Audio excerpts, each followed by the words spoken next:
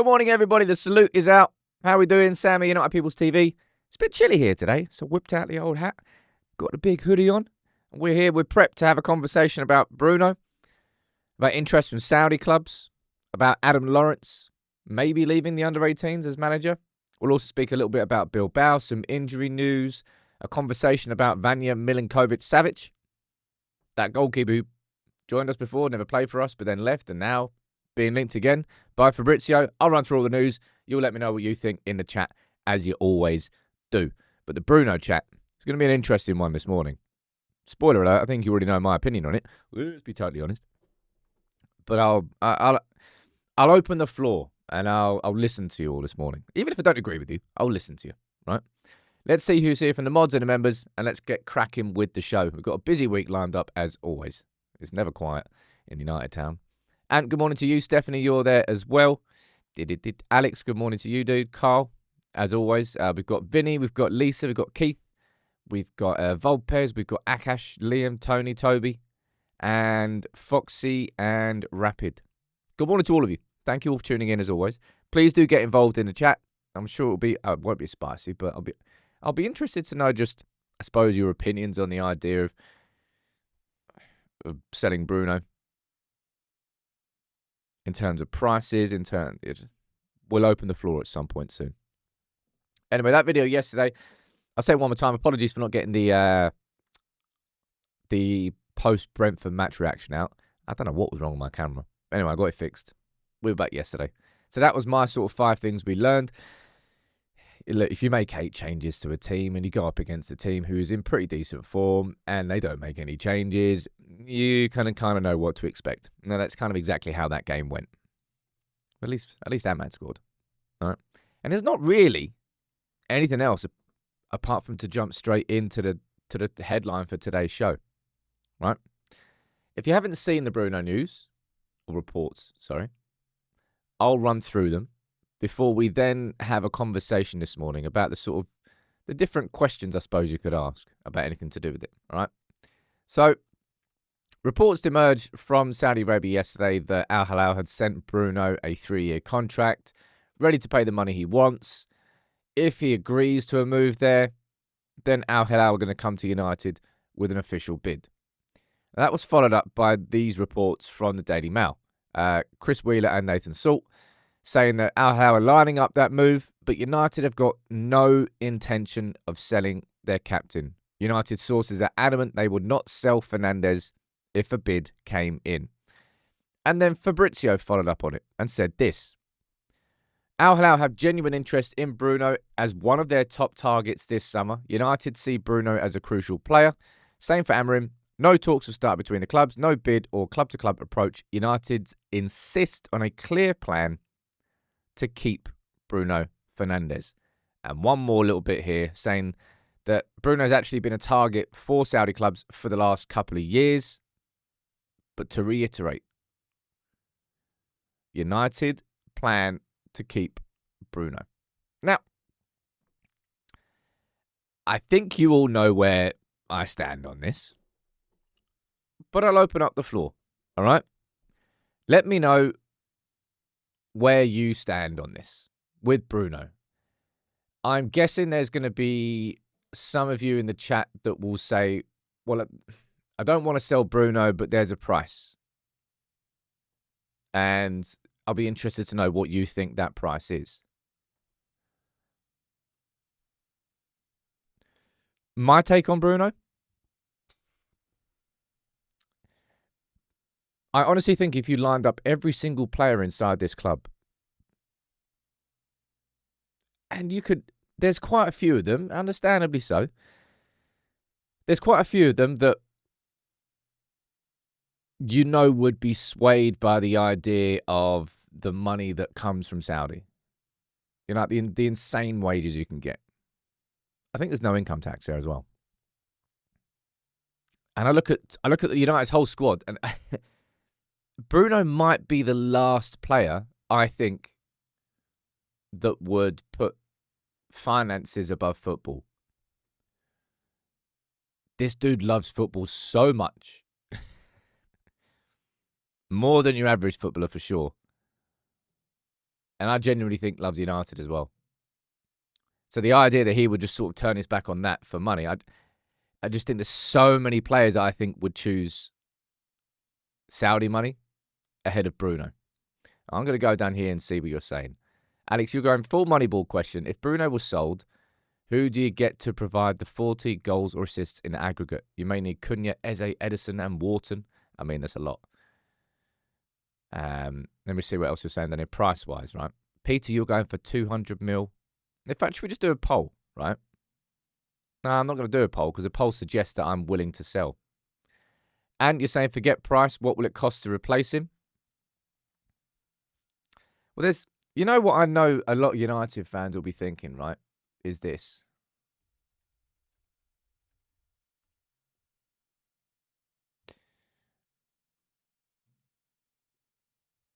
There's going to be a lot of United fans that probably have a conversation about this. Oh, if United were to sell Bruno Fernandes to Saudi clubs for, well, look, 142 mil for Coutinho in 2018. Man, Barca had no idea what they were doing money-wise, did they? For real. Jeez. But a lot of United fans, maybe not a lot, but some United fans would argue that United selling Bruno to Saudi clubs can be our Coutinho moment as a club and that we can reinvest that money that we make from selling Bruno into building a new squad. That's the wrong one. We'll speak about him after. You know what I honestly think? I wouldn't trust Manchester United to do that. I really don't. Not yet. I think we had a better summer as a club last summer. I think it was one of the best summers that we've had in a long time, which isn't really saying much, but it was better. I don't trust this club to nail it in the markets. And the only experience I've got, in my mind as a United fan, of selling a player of his quality at the level that he is was when we sold Ronaldo. And then we replaced Ronaldo with Owen, Obertan and Valencia. I'm going to go down here and read some of your chat out because I'll be really interested to know what people think on this. Generally, though, at least 225 mil, someone says down there. 100 mil cannot replace Bruno. And that's the thing, right? I said this on the pod this morning. Hypothetically, in the comments, right? If United were to get, let's call it 150 mil for Bruno, and we went out and spent 100 million on one player, who do you think that player would be that could, even in part, replace Bruno? The only player that came to my mind when I was doing the pod this morning was Florian Wirtz, who I think would, I'm not saying he would be a bad signing. Do I think that he would replace Bruno? No, I don't. I genuinely don't think it's possible. The position of where we are as a football club, I don't think Bruno is replaceable as an individual. People are going down there, Eze and Cunha, Wirtz, quite a few of you are saying Wirtz as well then. I'm genuinely curious as to what other players you think are on that level. And I do agree with Mazid down there that Wirtz is probably just going to go to Bayern because that's exactly what happens in the Bundesliga every single year. If there's a great player, then Bayern will just sign it from the opposition. That's what happens. Akash, you're saying, don't forget, Sam, we can reinvest this money, unlike the Ronaldo money. We would be foolish not to at least look at the possibility. 150 to 180, I'm selling him. I swear on my life, and you might think I'm outrageous to say this. Bruno is unsellable. Bruno is, right now, in the context of our team and the importance that he has, is irreplaceable. There is not... I completely agree down there. There's not one player that can replace Bruno. You'd have to, get 3 top-level signings. Yeah, you could get Schneider in. We'll get Schneider in. We'll get Nicholas Gaitan in. We'll get the other Milinkovic-Savic. He was coming up at some point. There's a couple more super chats, and I'm going to keep reading the chat out on this one because I just can't do it. No conversation of selling under 9 figures. Rahil, he's saying he's a central attacking midfielder, centre mid, and a right wing for us. At 150, 80, and 60, respectively. What can you can't put a price on passion, work rate, and attitude. OA saying Al Hilal board of director must be high. Told him Casemiro, not Bruno. Don't worry, lads, I'll sort this out. Thank you very much, mate. You can speak to him about Onana at the same time if you want as well. Kaka, Rabiot, yeah, man, we're getting them all back in. Prime Cruz, man, remember when Cruz was going to join? I think that was when David Moyes was manager. Not one chance I'd sell Bruno. In fact, let's put this down as a poll then, right? Would you consider, I'm not going to put a number on this, would you consider selling Bruno Fernandes at the right price? Yes or no? That's just a yes or no answer. There's no actual figure that you need to put on that. My opinion is very clear. Absolutely 0% chance. There is more value to Manchester United right now in Bruno Fernandes than there is in the money that you could make by selling him and attacking the market with said money. That's my opinion, which I'm sure you're not surprised about. Yeah, we'll bring Fabregas in too. Tosi is saying I'd sell him only because of his age. Again, I've spoken about this before, but Bruno is clearly, it's a physical freak, man. He's an absolute physical freak. Bruno, at the age that he is at, should be slowing down. But I think if you look at all the stats around Bruno, I think he's won the ball back more. Some mad stats around Bruno and his running stats in every game. He is a physical freak. So I actually think he's going to last a little bit longer at the highest level in comparison to how certain players start to tail off after 30. I still think Bruno, in this version of Bruno Fernandes, I still think you've got a couple of years of him before he tails off. That's what I think anyway. Manny is saying, Sam, Bruno is part of the rebuild. He's the foundation. We're 3 seasons away from the top 6. 3 seasons away from the top 6? I don't think I'll go that far. I genuinely think United are in with a chance at the top 4 next season if we have a good summer. If we have the right summer, we're back in contention for the top 4. If we sell Bruno, other clubs will inflate the price on players. Detwork saying can't let him go. We need players like him who get the club to maintain levels. Money can't buy that. Ben, you're saying we're 2 to 3 years away from selling Bruno, which kind of lines up with exactly what I just sort of said, and I feel there. I think Bruno, at the very highest level, I still think Bruno has at least 2 seasons. At least 2 seasons. Over-reliance on Bruno will cost us in the long run. I wouldn't say that United have got an over-reliance on Bruno. Actually, no, that's a goddamn lie. Who am I kidding? We do have an over-reliance on Bruno, but that's something that we're actively going to be trying to change this summer. Cunha, for example. We're going to be signing a striker for sure. We're going to be signing, what I think anyway, is it going to be? No, it has to be a progressor. The midfield signing has to be a progressor of the ball. It has to be. Ugarte can't receive the ball from the defenders first. Bruno Fernandes has ended up playing in a deeper role quite a lot. It's either you sign a progressor. No, I don't want Bruno to receive the ball from the defenders first either. We have to sign a progressor. People talking about Giggs playing until he's 40. Man, he whipped out the yoga, didn't he? That's a curious question. What age do you think we will start to see the physical decline of Bruno Fernandes? Because it happens with every player. Of course it does. It's age. Absolutely natural. But what age do you think we'll start to see it? He's 30 now. I think typically in players like Rooney at 30, you saw it. You saw it even a couple of years beforehand.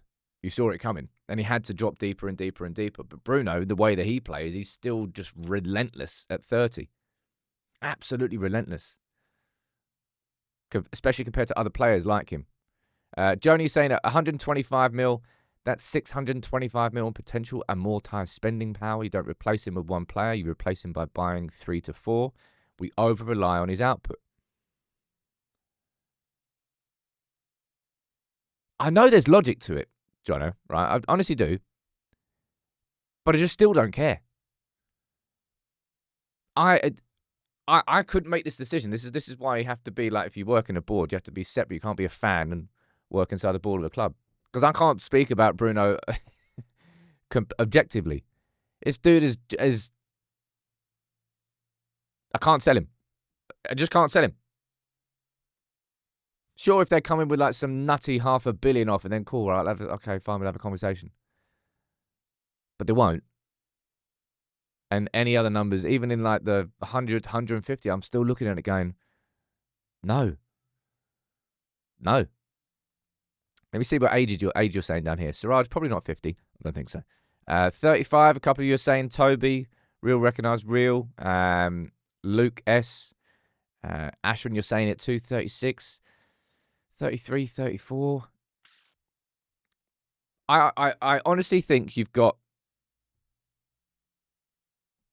2 to 3 years of Bruno. Like, you don't really have to question it. It's still Bruno at that level. And again, going back to you, Jonah, saying you have to put the objective glasses on. I've got my objective glasses on. And I've just said to you that we have a player right here at the top of his game. As long as you use him correctly and allow him to play correctly. Does he have weaknesses? Of course, every player does. But we're looking at a genuinely world-class player here. And the only world-class player that we've had for a long time, right? Who I still think can be world-class and is our current captain for the next 2 to 3 years without me really having to worry about him dipping or physically declining. That player is worth an insane amount of money to this club at this point in time where we are at. Christ, we have such little.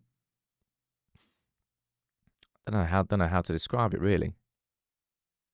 So few players inside this squad that I would genuinely argue have a future in this club past 2 to 3 years.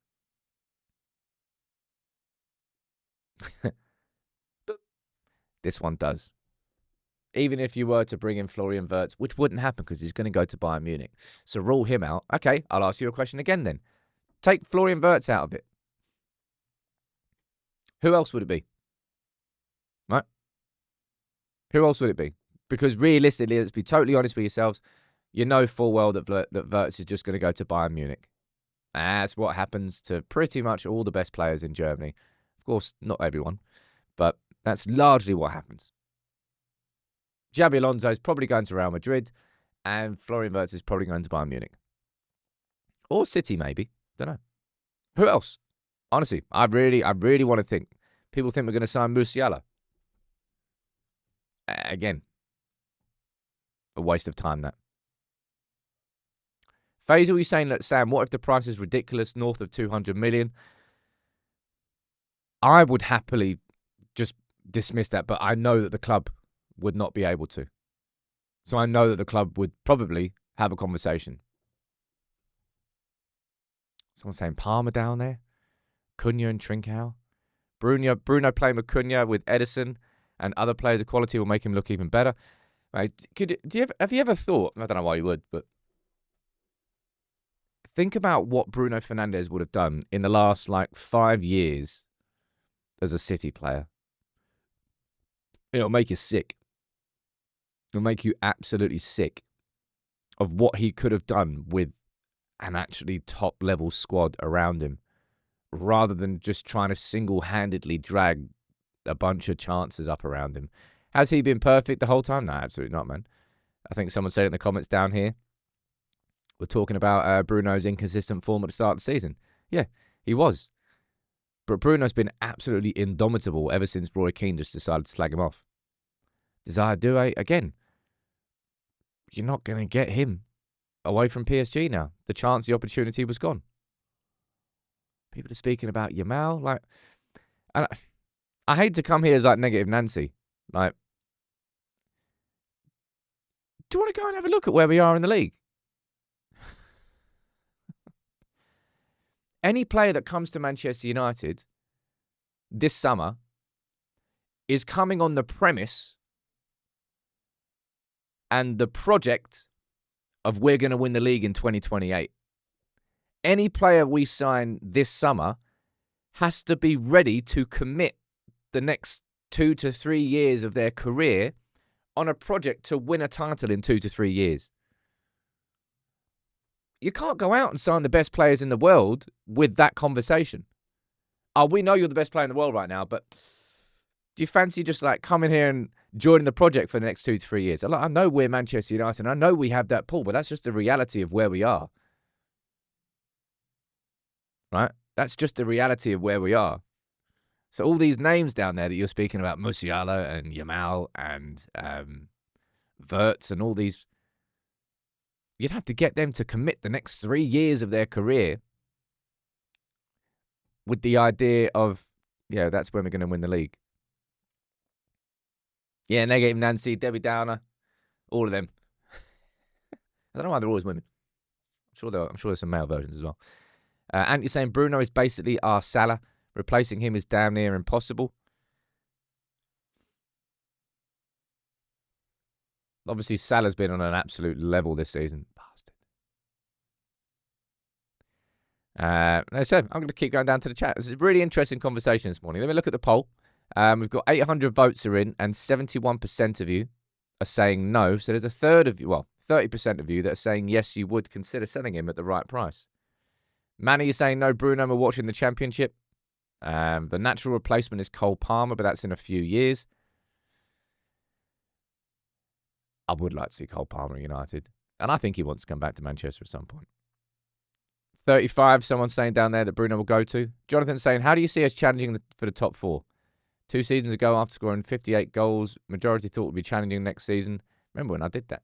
I'm not even going to look at my predictions this season because I did not get them right.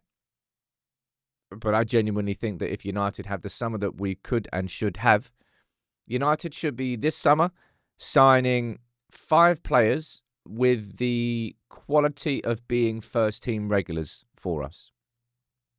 5 players. 5 in, 5 out. That's what I think. 5 big signings. I'm not saying like 5 £50 million signings, but 5 signings I'm regular. One, so say we get Cunha, probably be the most expensive, 60, 50 million. A couple of signings for 30 million. And then somebody else, don't know who.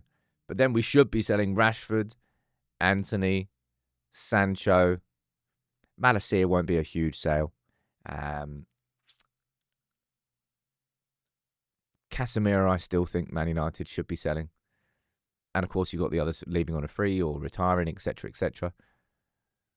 That's what we should be doing this summer. I think if you go 5 in, 5 out, we should be able to compete for the top 4 next season. Of course, to go from 17th to 4th is ridiculous. 16th, wherever we're going to really finish this season. T10, you're saying Bruno has attributes which are difficult to find nowadays. His fitness and his leadership, it's so difficult to buy these attributes. Was it availability is one of the best abilities? I think that's one of the weird sayings. Yeah, Luke Shaw, we should be... Well, the fact that Luke Shaw hasn't got injured again, touch wood and all that, I think is a good thing for the idea of United being able to sell Shaw. But I still don't really think we're going to be able to. I think we're going to have to loan Luke Shaw out for the season. Someone else down there saying, I don't think Bruno should or will be sold purely because of his position within the team. Amram is building a new squad. I think the captain we have in Bruno is unsellable. I think he's unsellable right now. I totally understand that the idea of United doing this, getting a huge amount of money in for one player that we could then go and spend on 3 players is, overall, as far as a long-term strategy goes, probably a smart play. But I just see Bruno as absolutely unsellable for where we currently are and how important he currently is. I just don't see it being a possibility this summer. Sure, Maybe at the end of next season. Maybe after we've had a cracking summer and we look far more established as an overall squad, and Amram's got different sort of mini leaders. Say Cunha comes in this summer, and say someone else comes in this summer, and over the course of next season, Bruno's still delivering the numbers that he's doing, but all of a sudden we've got other players that we can look towards in the team going, well, I can see you taking off a little bit of the responsibility if Bruno was to leave. And maybe the conversation could exist next summer. Maybe. I can't rule that out. But I would absolutely rule it out this summer.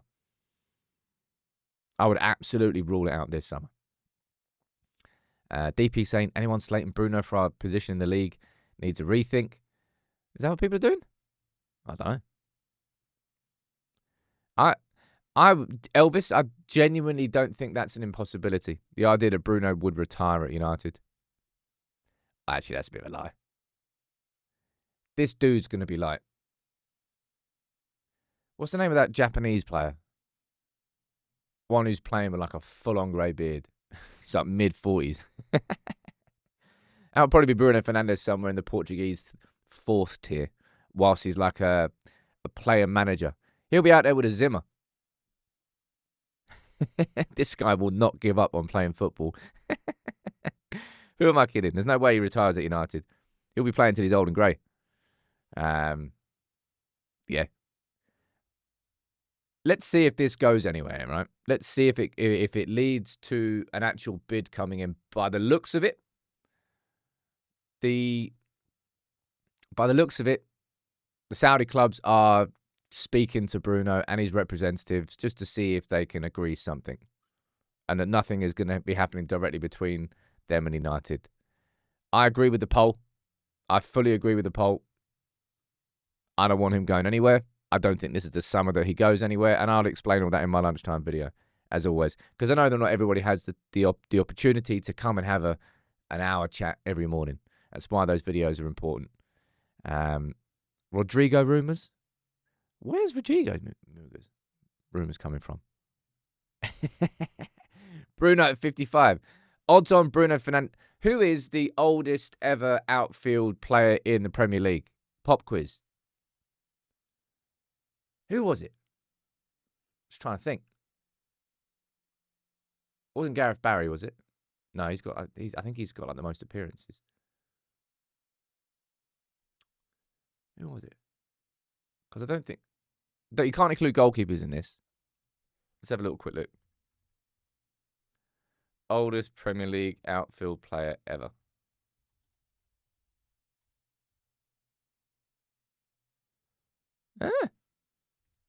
Who got it down here in the comments? Let's have a look. No one said it yet. John, you got it. John and Dave and Jonathan as well.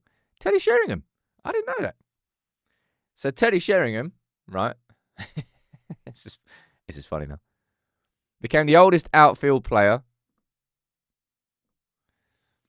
in the history of the division at 40 years and 139 days. So, 10 more years of Bruno.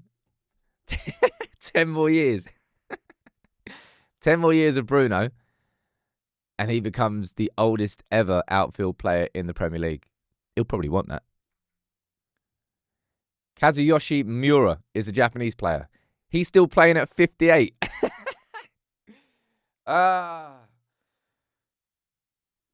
We've still got another 20-odd years of Bruno, ladies and gents. Come on. Bruno Fernandes out there still playing at 53. That's funny, man. That is funny. Either way, let's see if it develops. I'll do a lunchtime video on it and sort of wrap it up. Steve, thank you very much, dude, for gifting 5 memberships this morning, dude. You're saying selling Bruno would be a huge step in the wrong direction? I agree. Well, maybe not a huge step in the wrong direction. Well, I suppose that's exactly what a huge mistake is. I do think it will be a mistake right now where we are as a club. That is why I wouldn't sell him. Did I miss any super chats down here? And you're saying 10 players to 10 players to replace before Bruno, frankly. Well, I agree on that one. There are a lot of players that I'll be getting rid of ahead of him. Jonas is saying, maybe if we don't get Champions League, only think Fede Valverde can replace him. I don't think he can. And you also previously said, also consider the risk to Ruben. If Bruno is sold and the replacements don't bang immediately, it could cost Ruben his job. Such is love. That's a pretty fair comment there. I think if Ruben Amorim was to be completely honest in an interview, which he won't be, but if he was to be completely honest in an interview and he was asked, like, who is your most important player at Manchester United? Who is the player that you know that you can trust week in, week out? You know full well that answer is Bruno Fernandes. In a team of players that you just don't know whether you can trust them. A team of players you don't know whether you're playing Liverpool one week and then you're playing Brentford another week and Bournemouth another week, that the same sort of level of performance will come in. Now, that probably wasn't the case with Bruno earlier this season, but the way that we have seen Bruno grow and develop, I'm seeing Bruno mature. And I asked this a while ago, actually. And it was something I always wanted to see as part of Bruno's sort of development as a captain. I don't know if you've noticed it as well. Maybe I'm looking into it too much. But I'm seeing Bruno Fernandes slow games down more than he previously did. I'm seeing Bruno Fernandes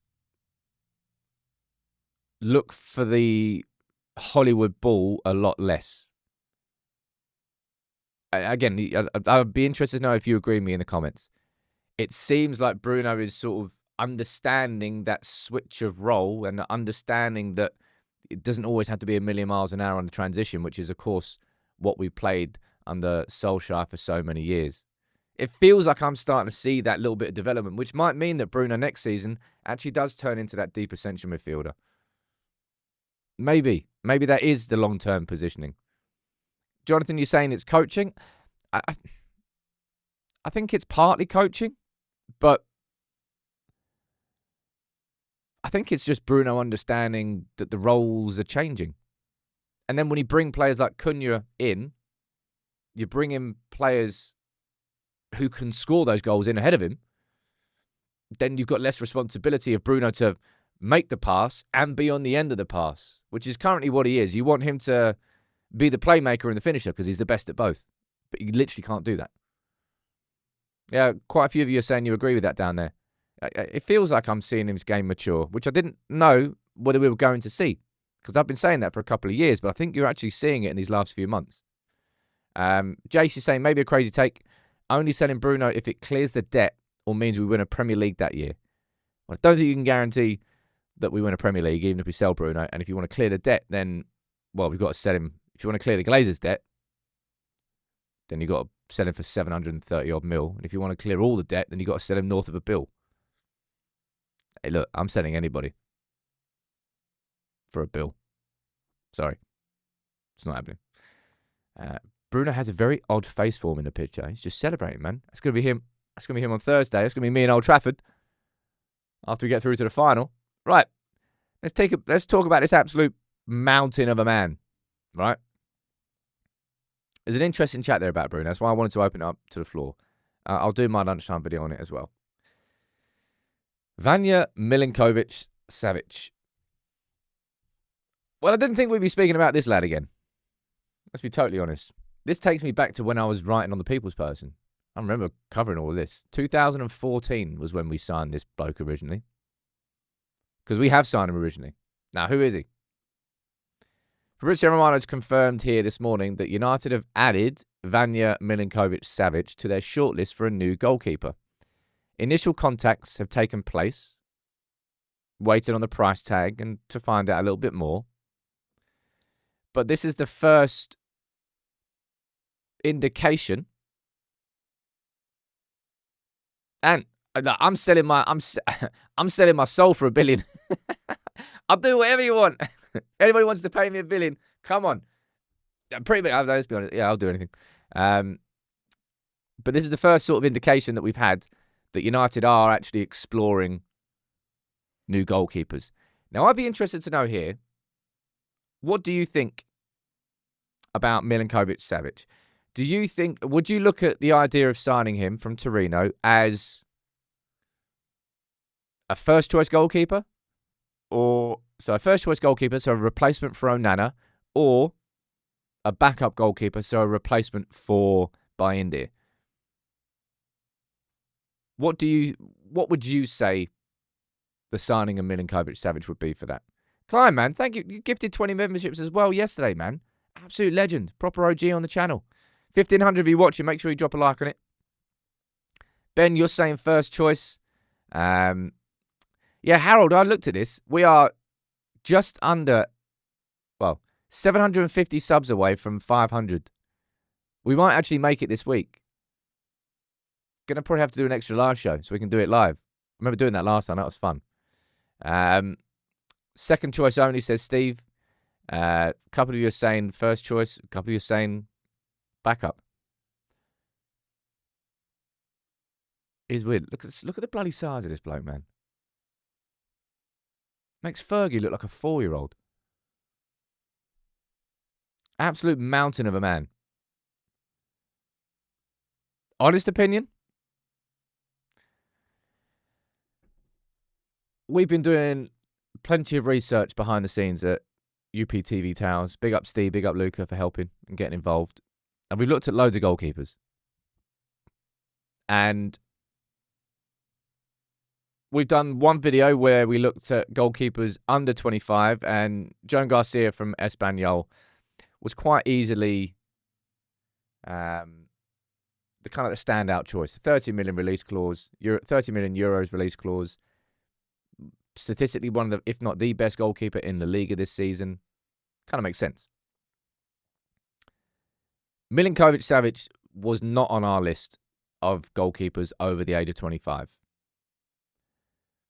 And I don't know whether this is just me being cynical, right?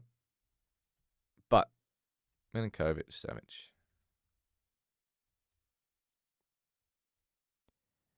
Oh, not you. Not Sergei. And it may well just be me being cynical. But I honestly think United are looking at this guy and right, so we've got a goalkeeper who he's having a good season in Serie A. His contract expires next season. This could be an opportunity for us to make a pretty decent cheap signing. I think he's got a release clause in the region of somewhere between 10 and 20 million pounds. I think United are looking at Milinkovic-Savic mainly because of the price, rather than the quality of the goalkeeper. Now, that might be a horrible way to describe it. But that's just kind of what it strikes me as. I might be right. I might be wrong. Probably wrong. That's how it goes with me. Let me see what you're saying down here about him. You like Chevalier from Lille? He was another one on the list. I think we need to sell every goalkeeper we have and replace them, says Anthony. I mean, it could well be that United have... we know that Heaton's gone. He's going to be retiring. I'd be amazed if by end it, A, doesn't push for a move, and then B, isn't sold anyway. And C, I think Onana, United will definitely be exploring replacing Onana. A like for like. Whatever we sell Onana for, we spend on him. Jonas, he's not homegrown, is he? Because you have to be homegrown, you have to spend, 2 years? I don't know what the exact rules are. Is it 2 years inside the academy before the age of 18? Or inside English football? I'm not quite exactly sure on that said. But either way, this lad previously joined United. Now, the reason he didn't play before was because he couldn't get a work permit. I think what is he now? 28. So what was that? 2014. 11 years ago. So we joined when he was 17? When he was 17? Thereabouts. I don't know what the exact rules are on homegrown, but I don't think he would count as homegrown. And he couldn't play for United because he couldn't get a work permit. He ended up going back out on loan and then ended up leaving the club just because a work permit couldn't be organised. So we signed him and then he never played for the club. Right? That's it. But Fabrizio's confirmed that United are adding him to a shortlist for a new goalkeeper. So I'll be interested to see whether how far that goes and what other keepers we get linked with. As I said, we've already done that video. I don't think the plan was for us to do another video and the second one to be goalkeepers over the age of 25. We might still do it, but it might not be worth its own video in isolation.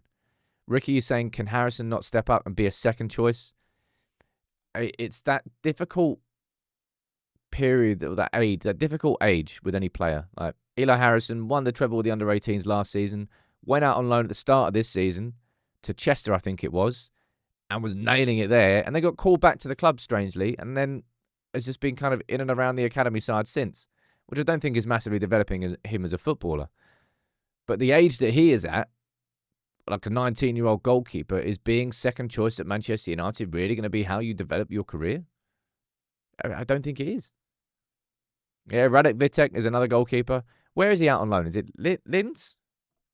Blau Linz?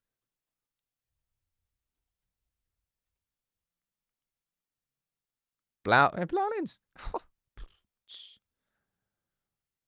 Oh, boy. Again, that's an interesting one, because Vitek was, if I remember, was it Leeds in the last pre-season? Was it Leeds? I think it was Leeds, where he played, and he was actually really quite good. Was that the season before? How long has he been there? So look, where the career stats at? How long have you been there? So he joined, 2024. So August 2024. Did we sell him or did we loan him?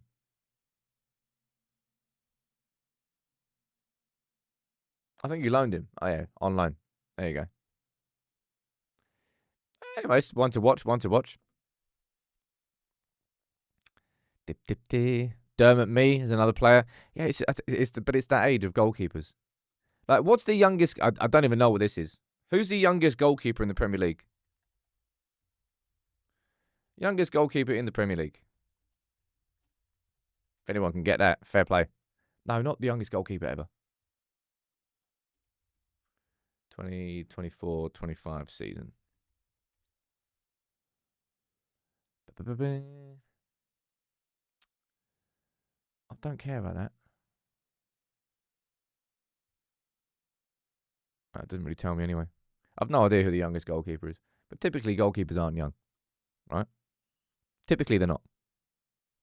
I'm not saying like youngest starting goalkeeper, but I mean, Verbruggen's a good shout, actually.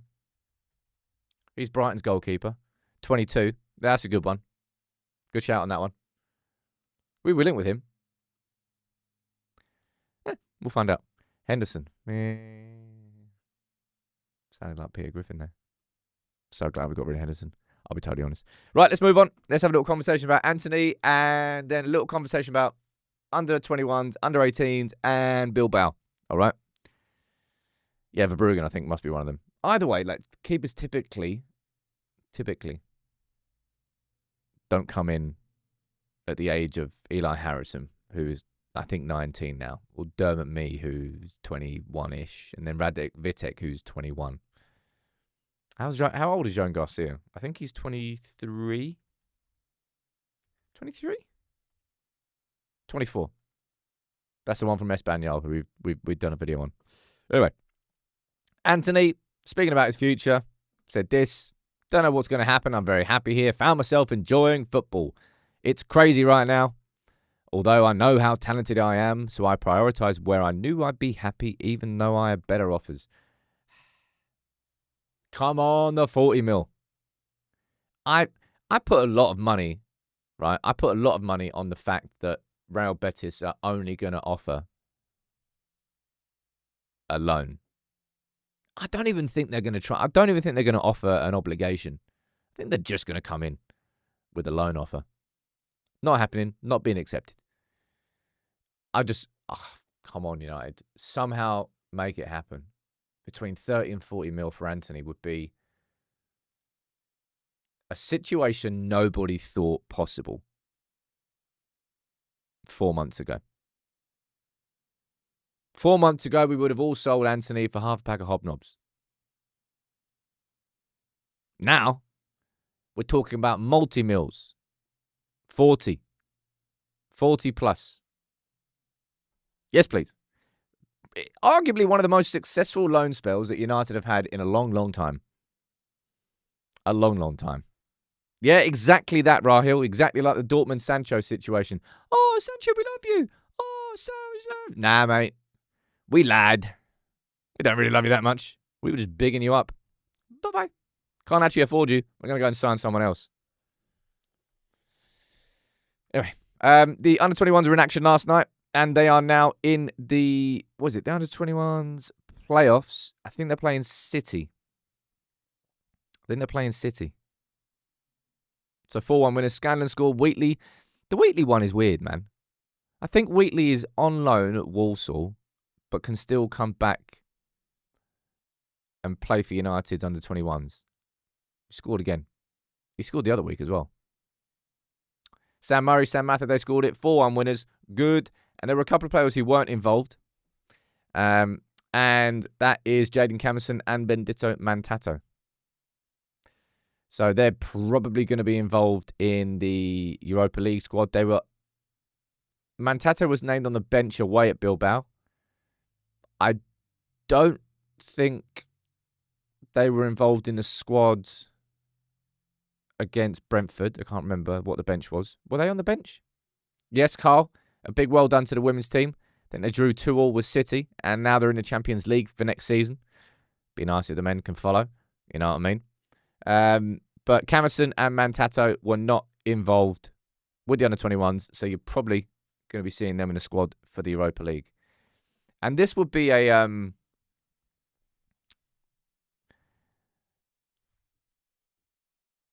not a surprise at all, but a big blow to United. Okay?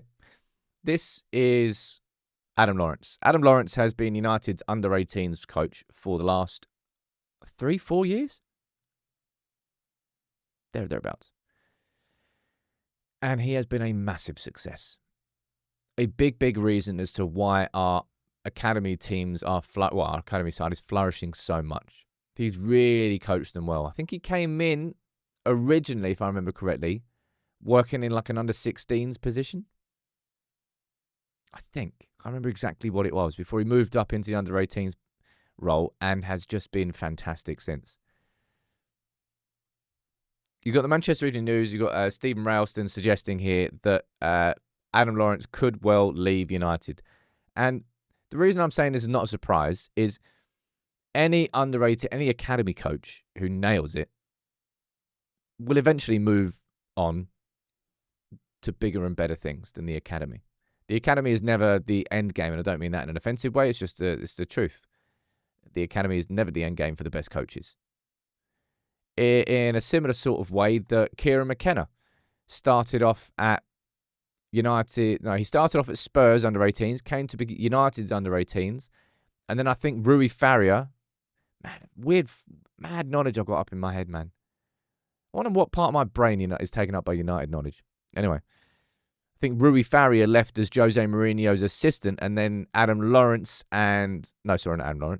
Kieran McKenna and Michael Carrick were brought through and up. And that's how Kieran McKenna ended up getting into a first-team environment. Of course, he became Ipswich boss. Got back-to-back promotions with them. Went down this season. I wonder if he'll stay there. Adam Lawrence will want to do the same thing. He's been a big success. I think the only way that really United could avoid that from happening is trying to elevate him to become part of the first-team environment. Maybe. I don't know whether that would be something that would be comfortable with Ruben Amorim. And it could well be that Adam Lawrence stays with the under-18s, and I really hope that is the case. Yep, Ole was the academy manager at once upon a time as well. That was back when they were called the reserves. Fun fact. It's not particularly fun. Let's move on to speak about Bilbao here quickly. My Start 11 video is going to go out tomorrow, by the way. Reports, some sort of whispers coming from Germany, Spain, that Sanchez and Nico Williams didn't train ahead of the game on Thursday. Nico Williams didn't play in the first leg anyway. I mean, he did, but you know what I mean. And Sanchez, of course, was their top scorer. United are 3-0 up, man. I've already said this, I want Ahmad to start, man. I want Ahmad to bang a goal in and United to be 1, if not 2-0 up by 30 minutes. Then take all the boys off and see that game out. And just enjoy a procession at Old Trafford in the second half. I want to hear Ole's I just want to hear Old Trafford just enjoying themselves, celebrating the fact that we're on the way to playing the Europa League final. No pressure, no squeaky bum time, no arse twitching, just an enjoyable, let's just enjoy the game. That's what I want to see. Whether that happens or not, I don't know. But it could well be that neither of those two play against United. And we know how big this game is, right? We know how big this game is. Yeah, Ahmad at right wing back, absolutely. That's where I think he should be starting that game.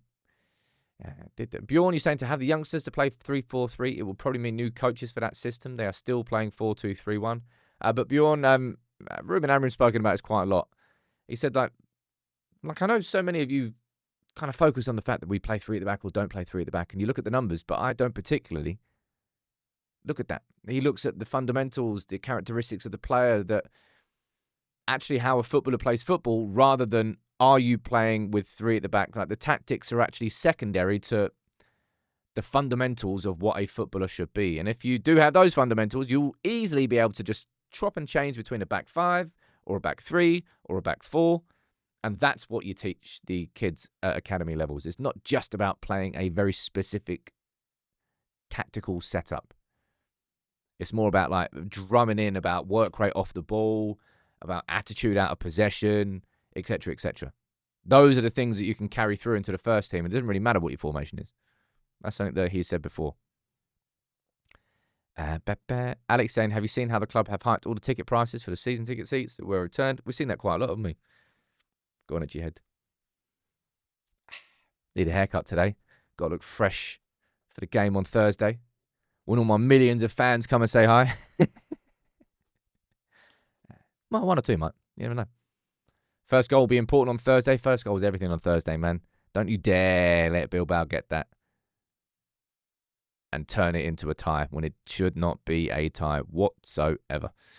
Like last minute or two of the show, fire any questions, anything you want me to speak about more. As I said, I'm going to do my lunchtime video on Bruno.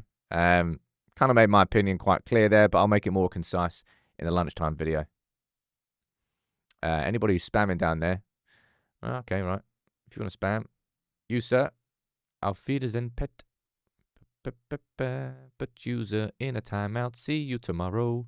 Bye-bye. The charter flight packages. The flight. Anybody going to anybody booked for the final for Bilbao? I've got mates. I don't know what my route will be. I'd love to go.